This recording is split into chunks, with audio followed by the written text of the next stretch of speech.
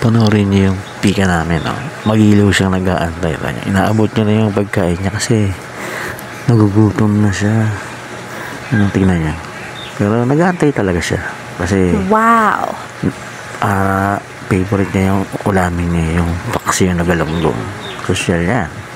Binibilan pa na yung misis siya, no? Kanyang ulamin.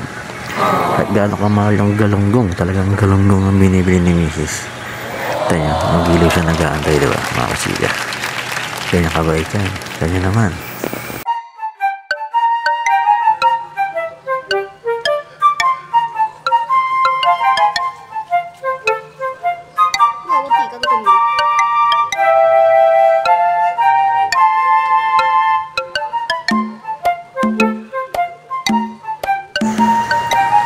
So, ayan. Tanggal na ang mga tinik. Ready na tumahan ng aming pika. Ayan na, gaabang na siya.